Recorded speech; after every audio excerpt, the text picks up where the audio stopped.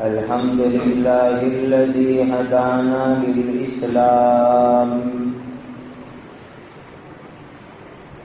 أشهد أن لا إله إلا الله وحده لا شريك له وأشهد أن سيدنا ومولانا محمدا عبده ورسوله صلوات الله تبارك وتعالى عليه وعلى آله وأصحابه وذرياته وأهل بيته وأهل طاعته وبارك وسلم تسليما كثيرا كثيرا أما بعد فأعوذ بالله من الشيطان الرجيم بسم الله الرحمن الرحيم من المؤمنين رجال صدقوا ما عاهدوا الله عليه فمنهم من قضى نحبه ومنهم من ينتظر وما بدلوا تبديلا وقال تعالى يا أيها الذين آمنوا اتقوا الله وكونوا مع الصادقين صدق الله مولانا العظيم. مسلمان دینی بھائیوں،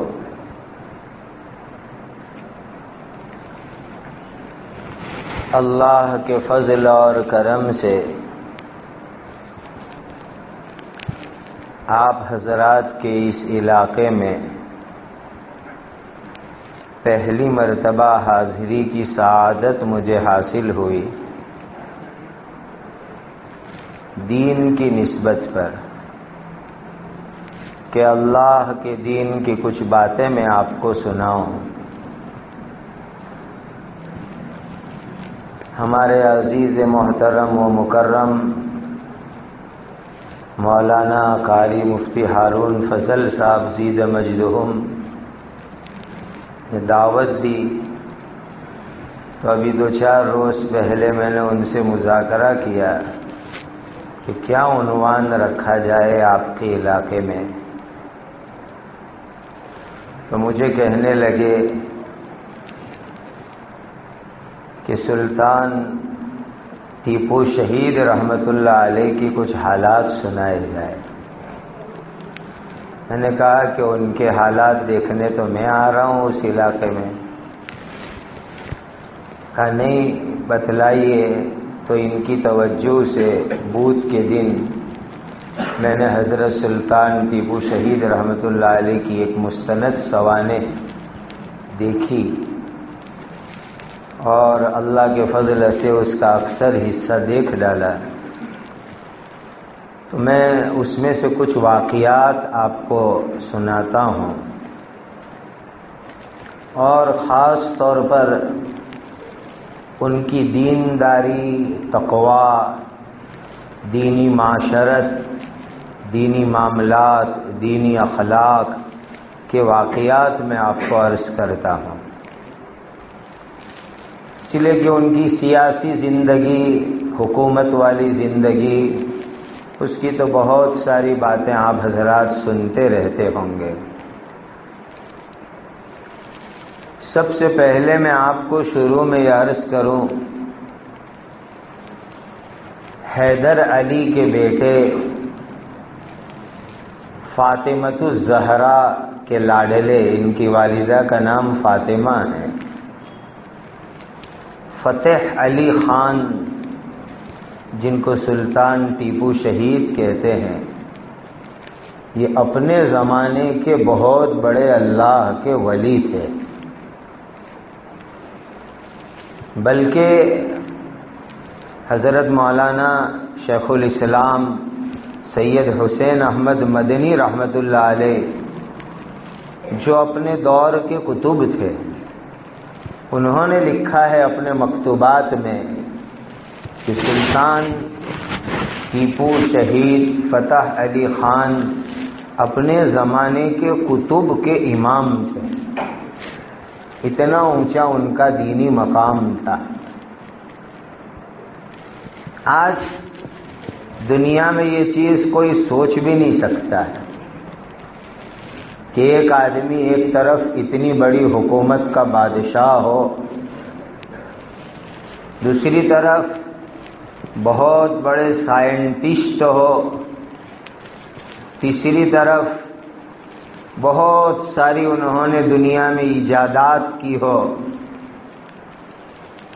تو ایک اتنی ساری ان کی سیاسی اور نئی نئی ایجادات کے ساتھ دوسری طرف اللہ کا ولی ہونا، یہ بہت بڑے کمال اور بزرگی کی بات ہے۔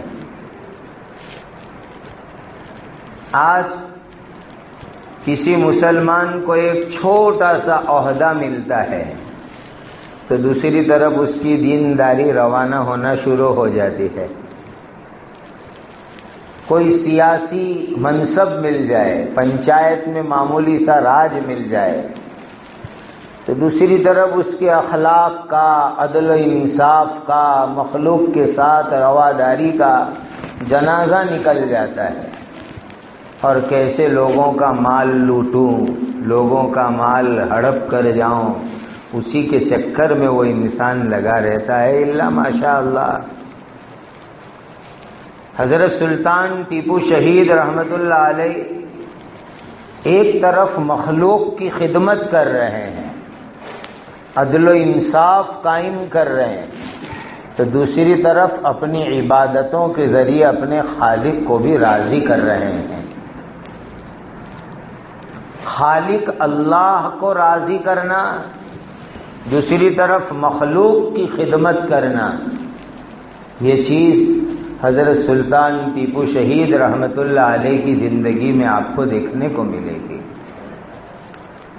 آپ بہت بڑے متقی بھی ہیں، بہت بڑے صالح، معمولات کے پابند، بڑے نیک آدمی گزرے ہیں، اور کہاوتیں بوڑھے لوگ کہا کرتے ہیں کہ بچے کی پہچان ماں کی گود سے ہو جاتی ہے۔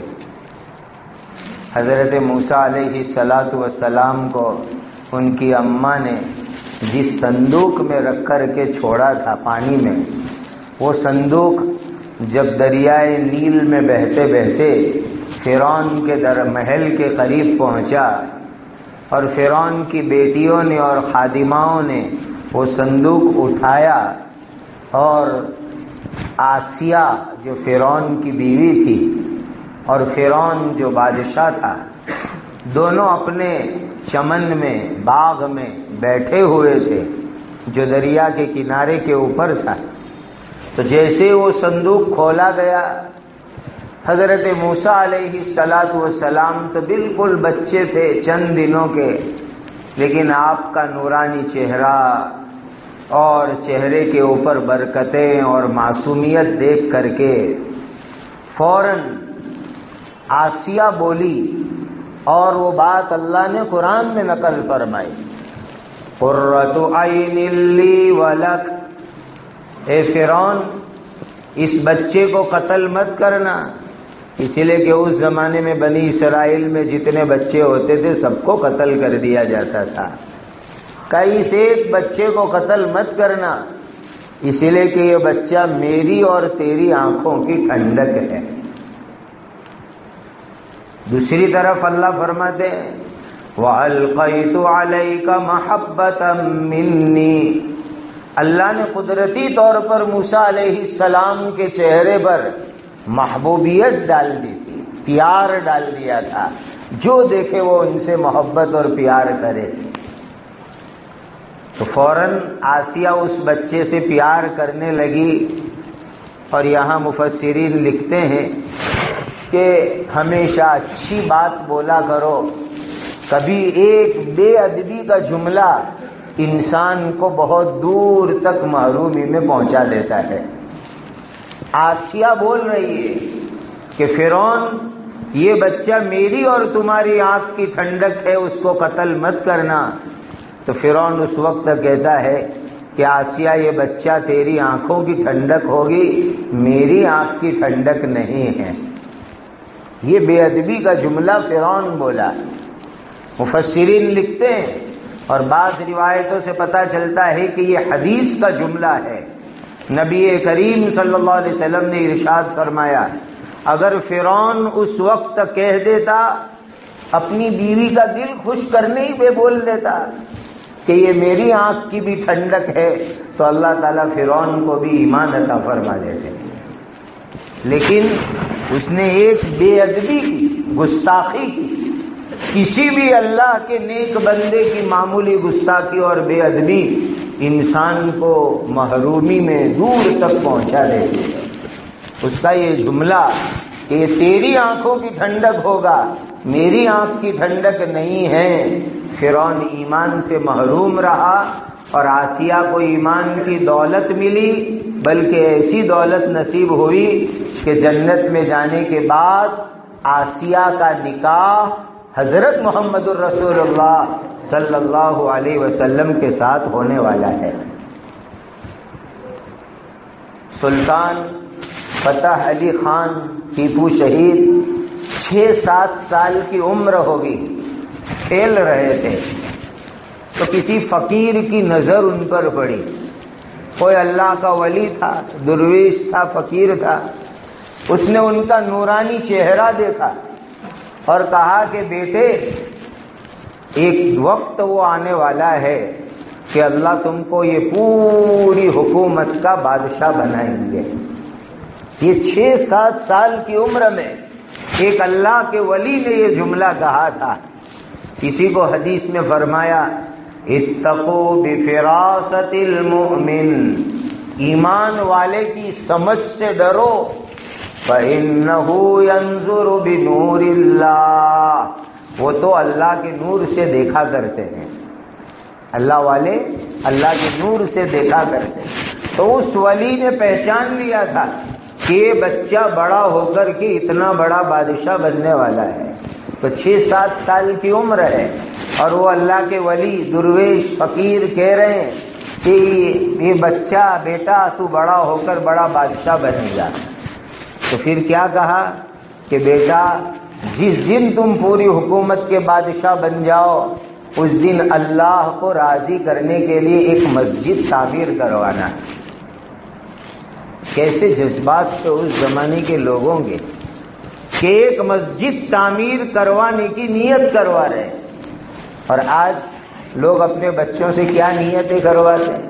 بیٹا بڑا ہو کر کے بڑا کرکٹر بننا، بڑا کھلاڑی بننا، اور جو ہے اسپورٹس میں، کاروبار میں اچھا نام کمائے، ایسا بننا۔ اپنے بچوں سے کیسی نیت کروانی وہ بھی سیکھ لو اس واقعے سے کہ بیٹا اللہ تم کو حکومت دے، تم بادشاہ بنو، تو ایک شاندار اللہ کی رضا کے لیے مسجد تعمیر کروانا۔ اور حضرت سلطان ٹیپو شہید رحمت اللہ علیہ 31 سال کی عمر میں، 31 سال کی عمر، اس پوری سلطنت خداداد میسور کے وہ بادشاہ بنائے گئے، صرف 31 سال کی عمر میں۔ 1750 عیسوی میں آپ کی ولادت ہے اور 1782-81 میں آپ کو حکومت کے اوپر بٹھا دیا گیا۔ جب حکومت ملی تو انہوں نے اس درویش کی، اس فقیر کی، اللہ والے کی بات پوری کی اور ایک شاندار یادگار مسجد بنائی جس کو مسجد اعلیٰ کہا جاتا ہے۔ اور یہ اعلیٰ نام مسجد اقصی کے وزن پر رکھا انہوں نے کہ وہاں فلسطین میں مسلمانوں کا پہلا قبلہ مسجد اقصی ہے، تو اسی کے وزن کے اوپر مسجد اعلیٰ انہوں نے یہ نام رکھوایا۔ اور عجیب بات میں آپ کو بتلاؤں، سلطان ٹیپو کتنے بڑے اللہ کے ولی تھے۔ اس مسجد کا جب افتتاح ہوا 1790 عیسوی میں، یعنی اوپننگ ہوا، افتتاح ہوا، تو عید کا دن تھا، عید الفطر کے دن افتتاح کیا۔ جب پہلی نماز پڑھانے کا موقع آیا تو مجمع میں بڑے بڑے علماء، بڑے بڑے اللہ والے اور بڑے بڑے صالح اور صوفی لوگ موجود تھے۔ حضرت سلطان ٹیپو شہید رحمت اللہ علیہ کا دینی جذبہ دیکھو، اعلان یہ کیا کہ اس مسجد میں پہلی نماز وہ انسان پڑھائے گا جس کی بالغ ہونے کے بعد ایک نماز بھی قضا نہ ہوئی ہو۔ کتنی بڑی شرط لگائی، جس انسان کو یقین ہو کہ بالغ ہونے کے بعد میری ایک نماز بھی قضا نہیں ہوئی ہے، وہ امام آگے آ کر کے پہلی نماز پڑھاوے۔ پورے مجمع میں سناٹا چھا گیا، کسی کو اپنی ذات پر یقین نہیں کہ میں نے بالغ ہونے کے بعد ایک نماز بھی جو ہے قضا نہیں کی۔ جب کوئی آگے نہیں بڑھ رہا ہے تو حضرت سلطان ٹیپو شہید خود آگے بڑھے اور کہا آج اللہ نے میرا راز لوگوں کے سامنے کھول دیا، الحمدللہ میں اللہ کا وہ بندہ ہوں کہ بالغ ہونے کے بعد میری ایک نماز بھی قضا نہیں ہو رہی ہے۔ صاحب ترتیب تھے۔ آج تو ہمارے مسلمانوں میں جو رئیس گھرانوں کے بچے ہوتے جن کو ہم مالدار کہتے، ملینر کہتے، ان گھرانوں کے بچوں کا کیا آوارگی کا حال ہے۔ جمعہ کو مسجد میں آ جائے تو غنیمت، اور یہ ہے کہ ان کے ابا حیدر علی وہ بھی فوج کے بڑے کمانڈر، اور وہ خود بھی بعد میں بادشاہ بنے۔ ایک بادشاہ کا بیٹا ہو کر کے دینداری کا حال یہ ہے کہ بالغ ہونے کے بعد ایک نماز بھی ان کی قضا نہیں ہوئی۔ اور سلطان ٹیپو نے خود آ کر کے پہلی نماز افتتاح کی پڑھائی۔ تواضع کا حال کیا بتلاؤں میں آپ کو۔ اس زمانے میں چونکہ پورے ملک میں الگ الگ جگہ مسلمانوں کی حکومتیں تھیں، وہاں دلی میں مغل سلطنت کا مرکز تھا، دوسری جگہوں پر بھی، تو حکومتوں میں ایک رواج تھا کہ جب بادشاہ سلامت مسجد میں آوے تو لوگ صف لگا کر کھڑے ہو جاتے تھے ان کی استقبال میں، ویلکم کرنے کے لیے صف میں لوگ کھڑے رہتے۔ جیسے کہ آج کل کوئی بڑا منسٹر آ جائے تو بیچارے پولیس والوں کی خیر نہیں رہتی، ان کو رات دن کھڑے پیر ان کی سیکیورٹی میں اور ان کے استقبال میں کھڑے رہنا پڑتا ہے۔ تو اس زمانے میں لوگ قطار لگا کے کھڑے رہتے تھے۔ حضرت سلطان ٹیپو شہید رحمت اللہ علیہ ایسے اللہ کے ولی تھے کہ انہوں نے اس غلط رواج کو ختم کیا، اور اتنے متواضع آدمی تھے کہ جب مسجد اعلیٰ بنی تو شمال کی جانب کے اندر ایک چھوٹا دروازہ الگ سے لگوایا، اور اس لیے دروازہ لگوایا کہ لوگ جو کھڑے رہیں گے مین گیٹ پر کھڑے رہیں گے، میں دوسرے دروازے سے چپکی سے مسجد میں آ جایا کروں گا تاکہ کسی کو میرے آنے کی خبر بھی نہ ہو۔ اتنی تواضع، یہ سلسلہ ہی بند کروا دیا۔ چپکے سے دوسرے دروازے سے مسجد میں آ جاتے اور باجماعت نماز کو ادا کرنے کا اہتمام کرتے تھے۔ اتنی اونچی درجے کی اللہ تعالیٰ نے ان کو تواضع کی صفت عطا فرمائی تھی۔ اور حقیقت بات یہ ہے کہ جو مومن اپنے آپ کو متواضع بناتا ہے، نیچا بناتا ہے، اللہ اس کو عزت کا اونچا مقام عطا فرماتے ہیں۔ حدیث پاک میں موجود ہے، من تواضع للہ رفعہ اللہ، جو اللہ کے لیے اپنے آپ کو جھکاتا ہے اللہ اس کو عزت کا اونچا مقام عطا فرماتے ہیں۔ اسی لیے اللہ کے لیے اپنے آپ کو نیچا بناؤ، اپنے آپ کو بہت بڑا مت سمجھو، اللہ تعالی ہمیں دنیا اور آخرت میں عزت کا مقام عطا فرمائیں گے۔ عجیب دینداری تھی، آج کے نوجوانوں کے لیے بڑی سبق کی بات ہے۔ ان کی تصویر آپ نے دیکھی ہوگی کہ چہرے پر داڑھی نہیں ہے، تو یہ داڑھی جو نہیں ہے قدرتی طور پر ان کے بال ہی نہیں تھے، یہ نہیں کہ وہ داڑھی منڈواتے تھے، ان کے سیرت نگاروں نے بہت تحقیق سے یہ بات لکھی ہے کہ قدرتی طور پر حضرت سلطان ٹیپو شہید کے چہرے پر بال ہی نہیں تھے، وہ داڑھی منڈواتے نہیں تھے، اور اللہ کا ولی کیسے داڑھی منڈوا سکتا ہے؟ اور میں نے اپنی زندگی میں ایسے لوگ دیکھے ہیں کہ جن کے چہرے پر بالکل داڑھی نہیں قدرتی طور پر، اور اتنے حیا اور شرم والے تھے کہ پورا بدن ڈھک جاوے ایسے کپڑے پہنا کرتے تھے، صرف یہ دونوں ہاتھ کے پہنچے اور چہرہ ان کا نظر آتا تھا، اس کے علاوہ بدن کا کوئی حصہ ان کا کھلا ہوا نہیں رہتا تھا۔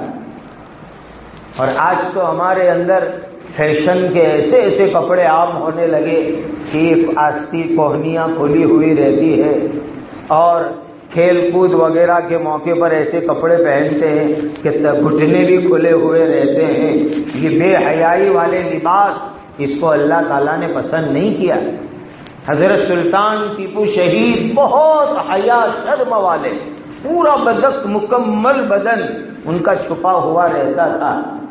آپ ان کی تصویر بھی دیکھ لیں تو صرف یہ ہاتھ کھلا ہوا ملے گا، چہرہ کھلا ہوا ملے گا، اور عمامہ باندھنے کی سنت پوری زندگی اس پر عمل کیا، ہمیشہ سنت طریقے سے انہوں نے عمامہ باندھنے کا اہتمام کیا۔ اور جب حکومت ملی تو اس وقت کا منظر سیرت نگاروں نے عجیب و غریب لکھا ہے۔ آج تو دنیا میں کسی کو حکومت ملتی ہے، الیکشن میں جیت گئے، چاہے چھوٹے سے الیکشن میں، تو کیسی ریلیاں اور جلوس نکالی جاتی ہے، پٹاخے پھوڑے جاتے ہیں، اور اس کے اندر رنگ اڑایا جاتا ہے، شراب کی ایل پیل ہوتی ہے۔ حضرت سلطان ٹیپو شہید رحمۃ اللہ علیہ کے حالات میں لکھا ہے کہ 31 سال کی عمر میں جب حکومت ملی تو سب سے پہلے اپنی والدہ کے پاس گئے، فاطمہ زہرا کے پاس گئے، اور ماں کو جا کر کے دعا کی درخواست کی، ماں تیرے بیٹے کو اللہ نے حکومت عطا فرمائی ہے، بیٹے کے لیے تو دعا کر دے۔ آج تو اولاد کو کوئی اونچا مرتبہ ملتا ہے اور بوڑھے ماں باپ ہوتے ہیں تو ان کی طرف کوئی دیکھتا بھی نہیں، ان کو ایسے لوگ ڈال کر کے رکھتے ہیں۔ قرآن میں اللہ نے حکم دیا، اما یبلغن عندک الکبر احدہما او کلاہما فلا تقل لہما اف، تمہارے ماں باپ دونوں کے دونوں یا کوئی ایک تمہاری نظروں کے سامنے بوڑھاپے کو پہنچ جاوے اور اپنے بوڑھاپے کی عمر کی وجہ سے تم کو ڈانٹ دے، کچھ کہہ دے، تو جواب میں اف بھی مت کہو، خوشی خوشی ان کی بات سن لو۔ خدا نے حکم دیا، ایک طرف اللہ نے اپنی عبادت کا حکم دیا اور فوراً ماں باپ کی فرما برداری کا حکم عطا فرمایا۔ اور اس آیت کی تفسیر میں مفسرین نے لکھا ہے 2 گناہ ایسے ہیں، نوجوانوں سن لو، کہ آخرت سے پہلے دنیا میں اس کی سزا ملتی ہے۔ ایک، کسی پر ظلم کرو گے تو مرنے سے پہلے دنیا میں اس کی سزا شروع ہو جائے گی، اور دوسرا، اگر ماں باپ کا دل دکھایا، ماں باپ کو ستایا اور پریشان کیا تو موت سے پہلے دنیا میں اس کی سزا شروع ہو جاتی ہے۔ تو فتح علی خان ٹیپو شہید ماں کی خدمت میں حاضر ہوئے، دعا کروائی، اس کے بعد 2 رکعت نماز پڑھی، اور نماز پڑھ کے اللہ کے سامنے دعا کی، اے اللہ پورے ملک کی ذمہ داری آپ نے مجھے حوالے کی ہے، اے اللہ آپ میری مدد اور نصرت فرمائیے۔ یہ بہت بڑا سبق ہے۔ آج مسلمان صلاۃ الحاجہ بھول گیا، نماز پڑھ کے دعا مانگنا بھول گیا۔ اللہ قرآن میں فرماتے ہیں، یا ایھا الذین آمنوا استعینوا بالصبر والصلاۃ ان اللہ مع الصابرین، اے ایمان والو صبر کرو، نماز پڑھو، اللہ کی مدد مانگنے والے بنو۔ ہر فرض نماز کے بعد مومن کی ایک دعا اللہ قبول فرماتے ہیں، حدیث میں موجود ہے۔ ہر فرض نماز کے بعد ہر ایمان والے کی ایک دعا اللہ قبول فرماتے ہیں۔ نمازیں پڑھو اور اللہ تعالیٰ سے دعا مانگو تو اللہ تعالیٰ حالات کو درست کر دیں گے۔ صحابہ کے سامنے کوئی بھی پریشانی آتی تھی، فوراً 2 رکعت صلاۃ الحاجت پڑھتے تھے اور پڑھ کر کے اللہ سے دعا مانگا کرتے تھے۔ آج ہم نے اللہ سے مانگنا چھوڑ دیا، اس سلسلے کو ختم کر دیا۔ تو سلطان ٹیپو کے حالات میں ہے کہ 2 رکعت نماز پڑھی، اللہ سے دعا مانگی۔ میں آپ سب کو دعوت دیتا ہوں، زندگی میں حالات آتے رہتے ہیں، اللہ ہم سب کو عافیت میں رکھے۔ جب بھی کوئی حالات آوے وضو کرو، 2 رکعت صلاۃ الحاجہ پڑھو اور دعا مانگو، اللہ تعالیٰ اس مشکل کو انشاءاللہ دور فرما دیں گے۔ حضور نے دعا بھی بتلائی باقاعدہ حاجت کی، جو حدیث کی کتابوں میں موجود ہے۔ اللہم لا سہل الا ما جعلتہ سہلا وانت تجعل الحزن سہلا اذا شئت، لا الہ الا اللہ الحلیم الکریم، سبحان اللہ رب العرش العظیم والحمد للہ رب العالمین، اسألک موجبات رحمتک وعزائم مغفرتک والغنیمۃ من کل بر والسلامۃ من کل اثم، لا تدع لی ذنبا الا غفرتہ ولا ہما الا فرجتہ ولا ضرا الا کشفتہ ولا حاجۃ من حوائج الدنیا والآخرہ ہی لک رضا الا قضیتہا یا ارحم الراحمین۔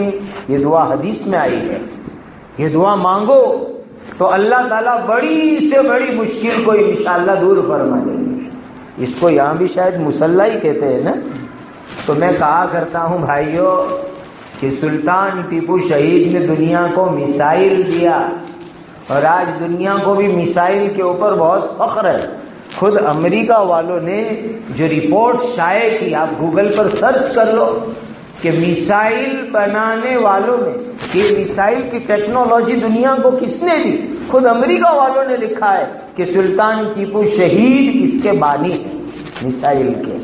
لیکن میں آپ سے کہتا ہوں کہ مسلمانوں، اس زمانے میں آپ میسائل نہیں مسلح والے بن جاؤ، اللہ اس کی برکت سے سارے مسائل کو حل فرما دیں گے۔ ہمیں مسلح والا بننا ہے۔ نبی کریم صلی اللہ علیہ وسلم نے ہم کو مسلح والا بنایا۔ وہ رات کو اللہ کے سامنے روتے تھے اور دن میں مسئلے حل کروا لیا کرتے تھے۔ سلطان کے پاس دونوں طاقت تھی، مسلح والی بھی تھی، میسائل والی بھی تھی۔ یہ ان کی کامیابی کا راز تھا۔ اس کے بعد پھر انہوں نے ایک دربار سجایا، سب سے پہلا دربار کل حکومت پر آنے کے بعد، اور اس دربار کے اندر سب سے پہلے قرآن کی تلاوت کروائی۔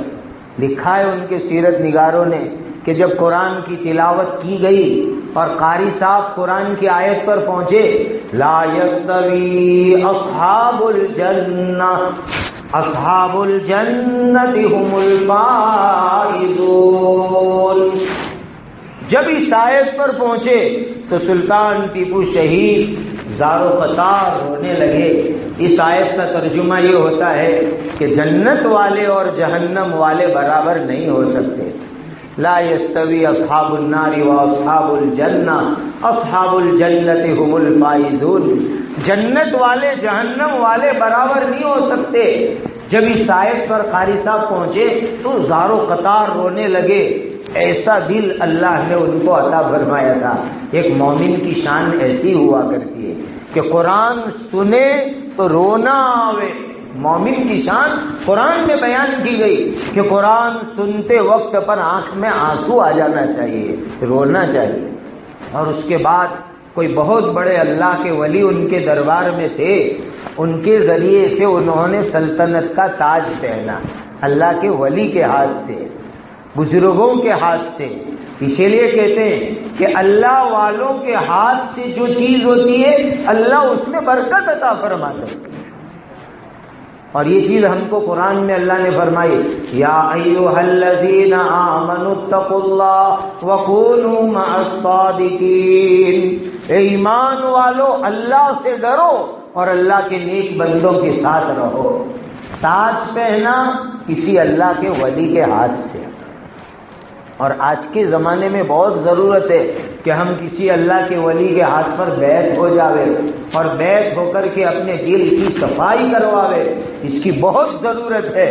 حضرت شاہ وسیع اللہ صاحب فتح پوری رحمۃ اللہ علیہ جو حکیم الامت حضرت مولانا اشرف علی تھانوی رحمۃ اللہ علیہ کے خلیفہ تھے، وہ فرمایا کرتے تھے، اور ہم نے قرآن کی آیت سے خود استدلال کیا ہے کہ جو آدمی کسی اللہ والے کے ساتھ رہتا ہے، ان کے ہاتھ پر ہاتھ دیتا ہے، اس کی برکت سے اللہ تعالیٰ اس کو ایمان پر موت عطا فرماتے ہیں۔ وہ جادوگروں کا واقعہ قرآن میں جو ہے وہ آپ کے سامنے ہے کہ وہ جادوگر جو موسیٰ علیہ السلام کے مقابلے کے لیے آئے تھے، ان جادوگروں نے موسیٰ علیہ السلام کا اکرام کیا، تھوڑا سا اکرام، حالانکہ وہ تو سرکاری لوگ تھے، حکومت کے آدمی تھے، موسیٰ علیہ السلام کو آرڈر دے سکتے تھے، لیکن انہوں نے کیا کہا موسیٰ علیہ السلام کو؟ قالوا یا موسیٰ اما ان تلقی و اما ان نکون نحن الملقین، موسیٰ آپ جادو دکھاؤ یا ہم پہلے دکھاویں۔ کتنا چھوٹا سا ادب کہ آپ دکھاؤ یا ہم دکھاویں۔ وہ کہہ سکتے تھے کہ موسیٰ تم دکھاؤ یا ہم دکھاویں، نہیں، ادب کیا موسیٰ علیہ السلام کا۔ تو اللہ تعالیٰ نے اسی ادب کی برکت سے جادوگروں کو اسی میدان میں ایمان عطا فرمایا اور سجدے میں دنیا میں رہتے ہوئے جنت کا دیدار کروایا۔ اللہ والوں کی عزت اور اکرام پر اللہ اتنا نوازتے ہیں۔ مسلمانوں، آج کے زمانے میں اس کی بڑی سخت ضرورت ہے۔ اللہ ہمیں اس کی طرف دھیان دینے کی توفیق عطا فرمائے۔ اس طرح ان کی سلطنت کا آغاز ہوا، ایک اللہ کے ولی سے انہوں نے تاج پہنا تھا، اور قریب میں جو گلبرگہ میں ایک بڑے اللہ کے ولی سوئے ہوئے ہیں، حضرت خواجہ گیسو دراز رحمۃ اللہ علیہ، بڑے صاحب نسبت بزرگ گزرے ہیں۔ تو سلطان ٹیپو شہید کے حالات میں لکھا ہے کہ وہ حضرت گیسو دراز رحمۃ اللہ علیہ کی کتابوں کو خوب پڑھا کرتے تھے، رات کو بھی اس کا مطالعہ کیا کرتے تھے۔ تو اللہ والوں کی صحبت میں رہنا، ان کی مجلس میں رہنا اور ان کی کتابوں کو پڑھنا، یہ انسان کے ایمان کو تازگی بخشنے والی چیز ہے۔ اور آپ نے اپنی زندگی کے اندر معاملات کی صفائی میں بھی بہت آگے تھے۔ آج تو ہم معاملات میں مسلمان بہت پیچھے جا رہے ہیں۔ ایک واقعہ میں آپ کو عرض کروں، حیران رہ جاؤ گے۔ سلطان کے کسی صاحبزادے نے ایک کسان کے کھیت میں سے سبزی لے لی، کسان کی اجازت نہیں لی، ایسے ہی سبزی لے لی۔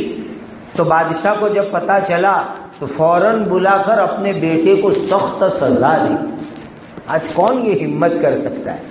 آج تو سرکار پر آئیں گے تو ایم پی صاحب ہے، ایم ایل اے صاحب ہے، منسٹر صاحب ہے، وہ تو ہے ہی خود شتور بے مہار، ان کی اولاد اور اولاد کی اولاد بھی سب شتور بے مہار بن جاتی ہے، آزاد بن جاتی ہے۔ سلطان کے بیٹے نے ایک کسان کے کھیت میں سے بغیر اجازت کے سبزی لی، تو بادشاہ کو پتہ چلا تو بلا کر سخت سزا دی کہ دوسرے کا مال بغیر اجازت کے نہیں لے سکتے۔ اللہ ہم مسلمانوں کو یہ جذبہ عطا فرمائے۔ اس کو معاملات کی صفائی کہتے ہیں، جس کی آج کے زمانے میں بڑی سخت ضرورت ہے۔ اور میں آپ کو بتلاؤں ان کے حالات میں کہ وطن میں میسور میں ہو یا جنگ کے لیے دور دراز سفر میں نکلے ہو، روزانہ فجر کی نماز کے بعد 1 گھنٹہ قرآن مجید کی تلاوت کیا کرتے ہے۔ آج کوئی مسلمان ایسا ہے کہ روزانہ صبح میں 1 گھنٹہ قرآن کی تلاوت کرے؟ یہ تو بادشاہ ہے، پوری حکومت سنبھال رہے ہیں، کا پوری زندگی پوری پابندی سے سفر میں ہو کہ وطن میں ہو، فجر کی نماز کے بعد پورا 1 گھنٹہ قرآن مجید کی تلاوت کیا کرتے تھے۔ کیسی عجیب تلاوت کی فکر۔ اسی لیے میں آپ سب کو کہتا ہوں کہ بھائی روزانہ 1 گھنٹہ نہیں تو صبح میں سورہ یاسین تو کم سے کم پڑھ لو، نیت کرو آج سے کہ روزانہ صبح میں ایک مرتبہ سورہ یاسین ضرور پڑھیں گے۔ مشکات شریف میں حدیث موجود ہے، جو آدمی صبح میں سورہ یاسین شریف پڑھ لے تو پورے دن بھر میں اللہ اس کے کام بنا دیں گے، آسان کر دیں گے۔ آج ہم شکایت کرتے، فریاد کرتے، ہمارے کام الجھ رہتے ہیں، بنتے نہیں ہیں۔ صبح میں یاسین پڑھ لو، اللہ یاسین کی برکت سے انشاءاللہ دن بھر کے ہمارے تمام کام کو آسان کر دیں گے۔ اور ایک بات خاص کہ وہ ہمیشہ باوضو رہتے تھے، نماز میں ہو، مسجد میں ہو، محل میں ہو، جہاد میں ہو، دشمن کے مقابلے میں ہو، ہر جگہ باوضو رہا کرتے تھے۔ آج تو مسلمانوں کو گشت میں جا کر کہے چلیے ذرا مسجد میں تو فوراً کیا عذر کرتے ہیں؟ شیطانی عذر، کپڑے خراب ہیں، بدن خراب ہے، بعد میں مسجد میں آ جاؤں گا۔ ان کو کہو اگر اس حالت میں موت کا فرشتہ روح قبض کرنے آیا تو اس کو بھی کہو گے کہ ابھی میں ناپاک ہوں، بعد میں میری روح لینے کے لیے آنا۔ مسلمانوں، پاک صاف رہو۔ ہمارا دین ہم کو پاک صاف رہنے کی تعلیم دیتا ہے۔ حضرت سلطان ٹیپو شہید ہمیشہ باوضو رہا کرتے تھے، اور ان کی ایک سنت بڑی عجیب و غریب ان کی سیرت میں گزری۔ اس سے پہلے میں آپ کو ایک واقعہ سناؤں، خود نبی کریم صلی اللہ علیہ وسلم کا، حضور کی پاک بیوی حضرت حفصہ رضی اللہ تعالی عنہ، جو حضرت عمر رضی اللہ تعالی عنہ کی بیٹی ہوتی ہے۔ ان کو کسی نے پوچھا کہ نبی کریم صلی اللہ علیہ وسلم آپ کے گھر جب سونے کے لیے آتے تھے تو حضور کا بستر مبارک کیا ہوتا تھا؟ سنو مسلمانوں، اپنے نبی کا بستر مبارک۔ حضرت حفصہ رضی اللہ تعالی عنہ ام المومنین فرماتی ہے، جو ٹاٹ ہوتا ہے، ٹاٹ تو سمجھتے نہیں اس علاقے میں لوگ، جو ٹاٹ ہوتا ہے کا ایک ٹاٹ ہمارے پاس گھر میں تھا، اسی کو ہم دن میں بچھاتے تھے اور رات کو اس کو ڈبل کر کے، دوہرا کر کے حضور کو سونے کے لیے بچھا دیتے تھے۔ وہی ٹاٹ رات میں دوہرا کر کے حضور کے لیے بچھا دیا جاتا تھا۔ ایک دن حضرت حفصہ رضی اللہ تعالی عنہ نے سوچا کہ ٹاٹ ڈبل ہو جائے گا تو کیا آرام ملتا ہوگا حضور کو۔ انہوں نے اس کو 4 گنا کیا۔ 4 گنا کا مطلب کیا کہ یہ ایک ہی وہ ٹاٹ، لیکن یہ ہوا ڈبل، پھر اسی کو یوں کر دو تو 4 گنا، یوں اس کو ایک ہی ٹاٹ کو 4 گنا کر دیا اور حضور کے لیے بچھا دیا۔ صبح میں نبی کریم صلی اللہ علیہ وسلم نے پوچھا حضرت حفصہ کو، آج رات میرے لیے تم نے کیا بچھایا تھا؟ تو حضرت حفصہ کہنے لگی وہی ٹاٹ تھا، لیکن اس کو ہم نے 4 گنا کر کے بچھایا تھا۔ تو نبی کریم صلی اللہ علیہ وسلم نے فرمایا حفصہ، اب آئندہ کل سے روزانہ کی طرح جیسے بچھاتے تھے دوہرا ڈبل کر کے ایسا ہی بچھانا۔ آج تم نے وہ ٹاٹ 4 گنا کر کے بچھایا تو میری تہجد کی نماز میں رکاوٹ آ گئی، تہجد میں رکاوٹ آ گئی۔ شراح نے اس جملے کے دونوں مطلب لکھے، یا تو اس دن تہجد قضا ہو گئی یا روزانہ اٹھنے کی جو عادت تھی اس میں دیر سے اٹھے۔ یہ اللہ کے نبی کا بستر تھا، ٹاٹ پر سویا کرتے تھے۔ مسلمانوں، آج جو ہم کو تہجد کی توفیق نصیب نہیں ہو رہی ہے اس کی ایک وجہ نرم نرم بستر بھی ہے۔ یہ نرم نرم بستروں نے ہماری تہجد کی نماز کو قضا کروایا، بلکہ اب تو اتنے نرم بستر ہے کہ فجر قضا ہونے لگی ہم لوگوں۔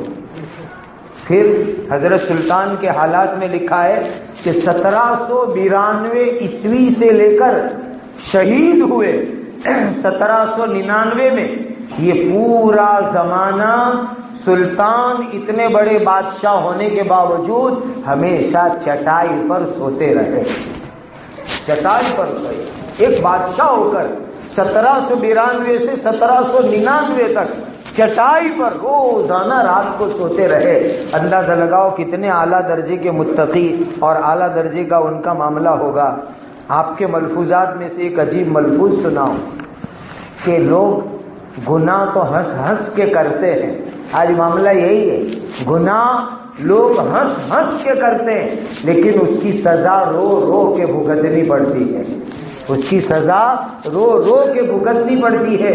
اللہ نے قرآن میں ارشاد فرمایا فَلْيَضْحَكُوا قَلِيلًا وَلْيَبْكُوا كَثِيرًا، تم ہنسو کم اور رو زیادہ۔ آج لوگ مزے میں گناہ کرتے ہیں، عیاشیاں کرتے ہیں، اور اس پر جب خدا کی طرف سے عذاب آتا ہے تو رونا پڑتا ہے۔ اسی لیے ایک بہت بڑے اللہ کے ولی حضرت شاہ مسیح اللہ صاحب جلال آبادی رحمۃ اللہ علیہ فرماتے تھے کہ تم گناہ کر کے دیکھو، اللہ تمہاری دنیا کو جہنم بنا دیں گے۔ گناہ کر کے دیکھو، اللہ تمہاری دنیا کو جہنم بنا دیں گے۔ آج زندگیوں میں بے چینی ہے، سکون نہیں ہے، نیند نہیں آتی، یہ ہمارے گناہوں کی نعوذ باللہ سزا ہے اللہ تعالیٰ کی طرف سے۔ دھارواڑ جو ایک جگہ کا نام ہے، وہاں مقابلے کے لیے حضرت سلطان شہید رحمۃ اللہ علیہ پہنچے تھے۔ رمضان کا مہینہ تھا، جہاد میں، رمضان میں، اس کے باوجود بھی پورے روزے رکھے۔ سفر میں، جہاد میں حضرت سلطان شہید نے روزے رکھے اور عید بھی اللہ کے راستے کے اندر منائی۔ ایسی بھی دعا کرتی ہے اللہ کے راستے کی۔ وہاں دھارواڑ کے اندر ایک عجیب واقعہ پیش آیا جو میں آپ کی خدمت میں سنانا مناسب سمجھتا ہوں۔ اس سے پہلے ایک صحابی رسول کا واقعہ سناؤں کہ حضرت عمرو بن عاص رضی اللہ تعالیٰ عنہ نے جب مصر کو فتح کیا تو ہوا یہ کہ مصر میں جو نائل ریور ہے، دریائے نیل، وہ دنیا کی سب سے بڑی دریا وہ سمجھی جاتی ہے، سب سے بڑا دریا۔ اور نبی کریم صلی اللہ علیہ وسلم نے بخاری کی حدیث میں فرمایا وہ جنت کی ندی ہے۔ نیل یہ جنتی دریا ہے، حضور نے ارشاد فرمایا۔ تو جب مصر فتح ہوا حضرت عمرو بن عاص رضی اللہ تعالیٰ عنہ کے ہاتھ پر، تو دریائے نیل کا معاملہ یہ تھا کہ وہ سال میں ایک مرتبہ سوکھ جاتی تھی، اور جب سوکھ جاتی تھی پانی بہنا بند ہو جاتا تھا تو لوگ ایک نوجوان لڑکی کو لے جاتے، خوبصورت، اور اس کے پورے بدن پر سونے کے ہار پہناتے، اور پھر اس کو وہ سوکھی ہوئی دریا میں لے جا کر زندہ ذبح کرتے تھے۔ تب جا کر کے اس دریا میں پانی آتا تھا، کوئی شیطانی شرارت تھی۔ تو جب مصر فتح ہوا تو فاتح مصر سیدنا حضرت عمرو بن عاص رضی اللہ تعالیٰ عنہ نے، لوگ ان کے پاس آئے کہ حضرت اب آپ گورنر ہو مصر کے، ایک لڑکی چڑھانی پڑے گی، بھینٹ چڑھانی پڑے گی تو پانی آئے گا۔ حضرت عمرو بن عاص کہنے لگے ایسے رسم و رواج میں ہم مسلمان نہیں مانتے، تو پانی نہیں آئے گا تو مصر میں کاشت نہیں ہوگی، یہ کھیتی سوکھ جائے گی، لوگ بھوکے مریں گے، کا کچھ بھی ہو ہم جوان لڑکی کو ندیوں کے نام پہ نہیں چڑھایا کرتے، کا کچھ حل کرو۔ تو امیر المؤمنین حضرت عمر رضی اللہ تعالیٰ عنہ کو خط بھیجا مدینہ منورہ، تو حضرت عمر رضی اللہ تعالیٰ عنہ نے وہاں سے جواب میں ایک چھوٹی سی پرچی بھیجی اور یوں ارشاد فرمایا کہ یہ پرچی وہ سوکھا ہوا جو دریائے نیل ہے اس میں ڈال دینا، بس اتنا کر دینا۔ اس پرچی میں کیا لکھا ہوا تھا؟ ایک مرد مومن کی باتیں کیسی ہوتی ہے۔ حضرت عمر نے دریائے نیل کو خط لکھا، یَالنِّیلُ إِن كُنتِ تَجْرِی بِأَمْرِکَ فَلَا ضَرُورَةَ لَنَا وَإِن كُنتِ تَجْرِی بِأَمْرِ اللَّهِ فَاجْرِ الْآن۔ اے دریائے نیل، اگر تو تیری مرضی سے چلتی اور بہتی ہے ہمیں تیری کوئی ضرورت نہیں ہے، اور اگر تو اللہ کی مرضی سے بہتی ہے تو اسی وقت تو بہنا شروع ہو جا۔ وہ پرچی چھوٹی سی حضرت عمرو بن عاص نے وہ سوکھے دریا میں لے جا کر کے ڈال دی، شام کے وقت ڈالی، صبح کے وقت مصر کی عوام دریا کے کنارے پر دیکھنے کے لیے گئی تو 18 ہاتھ پانی آ چکا تھا، اور ایسا پانی آیا کہ آج اس واقعے کے 1400 سال ہونے آئے، مصر میں دریائے نیل کا پانی نہیں سوکھا، ایسا پانی اس میں آ گیا جو ہر سال سوکھ جاتا تھا۔ حضرت سلطان ٹیپو شہید کی زندگی میں ایسا ایک عجیب واقعہ ان کے سیرت نگاروں نے لکھا ہے کہ جب دھارواڑ کے علاقے میں دشمنوں سے جہاد کے لیے گئے تو ایک دریا اس علاقے کا تنگ بھدرا نام کا، تو وہاں پر بہت طوفان تھا پانی کے اندر، اور ایسا طوفان تھا کہ سامنے دشمنوں سے مقابلے کے لیے جانے میں بڑی تکلیف ہو رہی تھی۔ تو حضرت سلطان ٹیپو شہید رحمت اللہ علیہ دریا کے کنارے کے اوپر بیٹھ گئے اور اللہ کے سامنے دعا کے لیے ہاتھ اٹھائے، اور ہاتھ اٹھا کر کے اللہ سے کہنے لگے، اے اللہ، تیرے دین کے دشمنوں سے مقابلے کے لیے جا رہا ہوں اور یہ دریا کا پانی بیچ میں رکاوٹ بن رہا ہے، اے اللہ اس پانی کے سیلاب کو، اس کے طغیانی کو، اس کے طوفان کو ٹھنڈا کر دیجئے۔ دریا کے کنارے پر بیٹھ کر اللہ سے دعا مانگی، اور دعا مکمل ہونے کے بعد آپ نے اپنے سپاہیوں کو کہا کہ توپ میں سے دریا میں گولے برسا۔ 21 گولے مارے گئے اور فوراً دریا کا پانی نیچا ہو گیا اور بہت آسانی سے راستہ بن گیا، اور پار جا کر کے دشمنوں سے زوردار مقابلہ کیا، اور اللہ تعالیٰ نے وہاں ان کو فتح عطا فرمائی۔ ایسے صاحب کرامت اللہ کے ولی تھے۔ بس ایک آخری جملہ کہہ کر کے اس وقت کی مجلس کو مکمل کرتا ہوں، باقی ان کی معاشرت اور دوسرے اخلاقی پہلو کے واقعات انشاءاللہ دوسری مجلس کے اندر عرض کریں گے۔ ایک بات کہ جو ان کی شہادت ہوئی، تو یہ شہادت کوئی معمولی چیز نہیں۔ آپ لوگوں کو معلوم نہ ہو تو بتلا دوں، حضرت سلطان شہید رحمت اللہ علیہ قریشی النسل تھے، قریشی تھے، مکہ کے رہنے والے تھے۔ اصل ان کے آبا و اجداد مکۃ المکرمہ سے افغانستان ہوتے ہوئے بھارت میں آ کر کے آباد ہوئے تھے۔ شہادت سے چند دن پہلے ایک دن رات میں حضرت نبی کریم صلی اللہ علیہ وسلم کی خواب میں زیارت نصیب ہوئی۔ حضور کی زیارت نصیب ہونا کوئی معمولی بات ہے؟ حدیث میں آتا ہے، من رآنی فی المنام فقد رآنی، جس نے مجھے خواب میں دیکھا اس نے حقیقت میں مجھے دیکھا۔ فإن الشیطان لا یتمثل بی، شیطان میری شکل نہیں بنا سکتا۔ نبی کریم صلی اللہ علیہ وسلم نے فرمایا، اللہ آپ کو اور مجھے خواب میں بار بار حضور کی زیارت عطا فرمائے۔ آپ زیارت کرنا چاہتے ہو؟ کون زیارت کرنا چاہتا ہے؟ ذرا ہاتھ اٹھاؤ اپنا، ماشاءاللہ رکھ دو ہاتھ۔ ایک عمل بتلاتا ہوں، کرو گے؟ وعدہ کرو، جمعہ کی نماز ہے، کون عمل کرو گے؟ کہو انشاءاللہ۔ جمعہ کی رات میں، یعنی یہ جو رات گزری نا، جمعرات کے بعد جمعہ سے پہلے، جمعرات جمعہ کے بیچ والی رات، جمعہ کی رات میں 300 مرتبہ اخلاص کے ساتھ درود شریف پڑھنے کا معمول بنا لو۔ 300 مرتبہ جمعہ کی رات میں اخلاص کے ساتھ درود پاک کا معمول بنا لو، اور وضو کے ساتھ پاک بستر پر سو جاؤ۔ انشاءاللہ چند جمعہ کی راتیں گزرے گی اور حضور کی زیارت نصیب ہو جائے گی۔ میں نے دنیا کے ملکوں میں اللہ کی دین کی برکت سے سفر کرتا ہوں، تو افریقہ کے ایک ملک میں نے یہ فضیلت بیان کی۔ پھر دوسرے سال جانا ہوا تو وہاں کے ایک بڑے مولانا صاحب انتظار میں تھے۔ ایئرپورٹ سے جب میں پہنچا تو کہنے لگے ایک بات آپ کو سنانی ہے، کہ گزشتہ سال آپ یہاں سنا کے گئے تھے اور 300 مرتبہ درود والا معمول، تو یہ صاحب ہے، اس صاحب کی ملاقات کرائی۔ انہوں نے شروع کیا تو تیسری یا چوتھی جمعہ کی رات تھی، اور خواب میں اسی مسجد میں نبی کریم صلی اللہ علیہ وسلم کا دیدار ان کو نصیب ہوا کہ حضور نے ہماری مسجد میں آ کے 2 رکعت نماز ادا فرمائی۔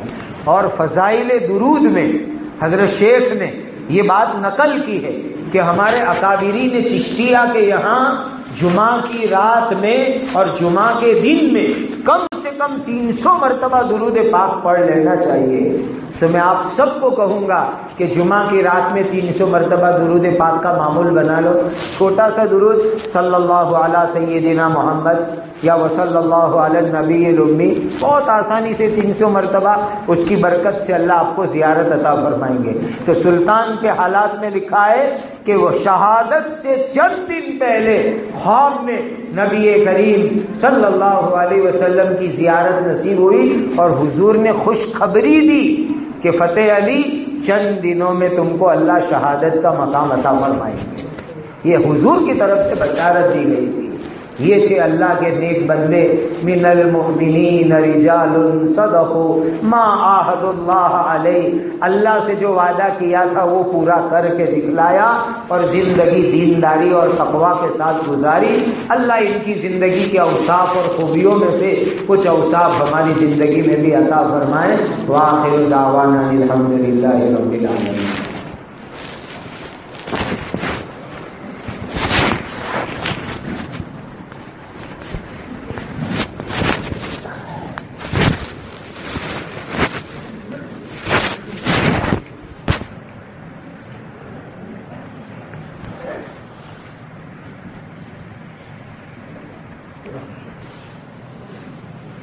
www.attableek.com, the reviver of